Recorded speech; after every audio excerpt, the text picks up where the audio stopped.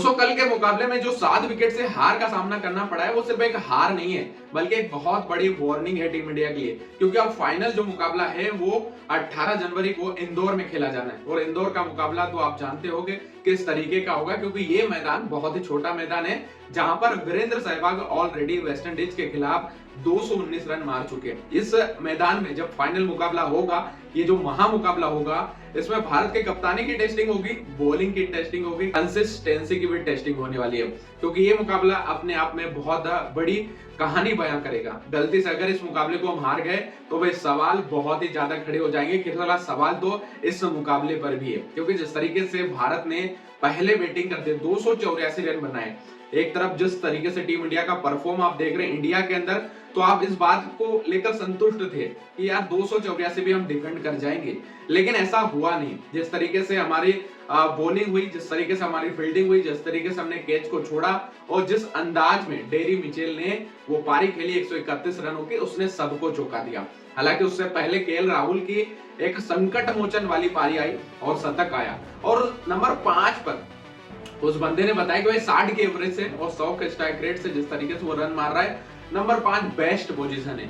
और आप जानते हो यार केएल राहुल के बारे में कि ये वो बंदा है जो क्लियर कट टीम इंडिया को, बीसीसीआई को बोल चुका है कि भाई आप जिस नंबर पे बोलोगे ना, मैं उस नंबर पे खेलने के लिए तैयार हूं। क्योंकि आप जानते हो कि केएल राहुल ओपन भी कर चुके हैं, है ना, सारी चीज चौथे नंबर पे खेल चुके हैं, 5वें नंबर पे, 6ठे नंबर पे, 7वें नंबर पर भी ये बंदा खेल चुका है ना सारी चीज। मुझे ऐसा लगता है कि 5वां नंबर की जो बैटिंग लाइन है वो केएल राहुल के लिए बेस्ट है। फिनिश से थोड़ा सा पहले बंदे को उतारा जाए ताकि मिडिल ओवर को कवर किया जा सके, और कल टीम इंडिया ने वही किया। हालांकि 284 रन न्यूजीलैंड के सामने डेफिनेटली कम थे, क्योंकि ये वो टीम है जो हमेशा आपको चौंकाना जानती है। हालांकि ये जब सीरीज शुरू हुई तो उससे पहले कहानियां बहुत ज्यादा थी कि यार ये वो टीम है भाई जिसके रन रोहित शर्मा से भी कम है, जिसके रन विराट से भी कम है। पूरी टीम के टोटल रन भी अगर मिला लो तो रोहित शर्मा फिर भी इनसे बहुत आगे हैं। लेकिन लोग इस बात को भूल चुके थे कि इसी टीम में डेरी मिचेल भी है, वो बंदा जो टीम इंडिया के सामने एक विलन बन के खड़ा होता है और रन हमेशा ही करता है। और इस समय आईसीसी की ओडीआई रैंकिंग में भी अगर आप देखो तो भाई ये बंदा दूसरे नंबर पर है। नंबर 1 पर किंग कोहली है, नंबर 2 पर डेरी मिचेल है, नंबर 3 पर रोहित शर्मा है ना। लेकिन नंबर 2 का बैट्समैन तो है ना, तो एक बंदा मैच लेकर चला जाता है। कल 131 रन 284 में से मार के जाना, डेफिनेटली वो 30, 35, 40% रन अकेला बंदा मार के जा रहा है, ठीक है। बाकी फिर विल यंग ने जिस तरीके की पारी खेली है, उनका कंट्रीब्यूशन भी, इन दोनों का कंट्रीब्यूशन मिला के ना 200 के आसपास था। 84 रन तो टीम बना ही लेती है, आप जानते ही हो, और वही काम कल न्यूजीलैंड ने किया। विल यंग ने सीरीज से ठीक पहले कहा कि भाई हम इंडिया में कभी भी सीरीज नहीं जीत पाए यार, और हम वो करना चाहते हैं इस बार। हालांकि जिस तरीके की टीम न्यूजीलैंड आई है तो आप इसे बहुत हल्के में ले रहे थे, है ना, लेकिन आप इस चीज को देखो कि पहला वाला जो मुकाबला था ना, मुकाबला तो भाई वो भी फंस चुका था, इस मुकाबले को तो लेकर ही चले गए। हालांकि इसमें थोड़ी सी गलती हमारी फील्डिंग साइड की भी है। जिस तरीके से फील्डिंग में चौके निकले हैं, जिस तरीके से कैच छूटा है, वो 80-84 रनों पर जिस तरीके से एक रनआउट मिस हुआ और एक कैच मिस हुआ डेरी मिचेल का, वहीं से कहानी बदल गई।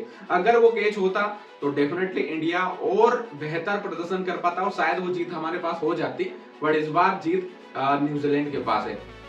और इसीलिए मैंने कहा कि सवाल अब टीम इंडिया पर होगा और एक चैलेंजिंग मुकाबला होगा। इंदौर के अंदर फाइनल मुकाबला होगा, ठीक है। सारी चीजें पिच आप जानते हो किस तरीके की इस मुकाबले के अंदर रही है, मतलब कि जब इंडिया बैटिंग जब कर रहा था तो डेफिनेटली स्विंग था, डेफिनेटली वहां पर गेंदें रुक के आ रही थी, वो सारी चीजें, क्योंकि यार दोपहर में तो आप जानते हो ना हार्ड बॉल होती है तो आपको सब कुछ मौका मिलता है।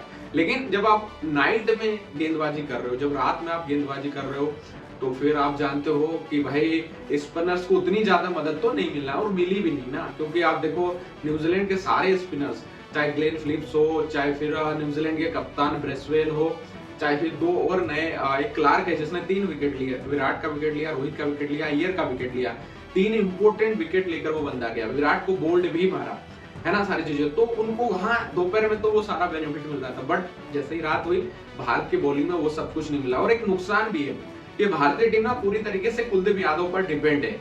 यार एक स्पिनर है, इसका मैजिक हो जाएगा और किसी तरीके से हम इस मुकाबले को लेकर चले जाएंगे, लेकिन भाई ऐसा नहीं होता यार।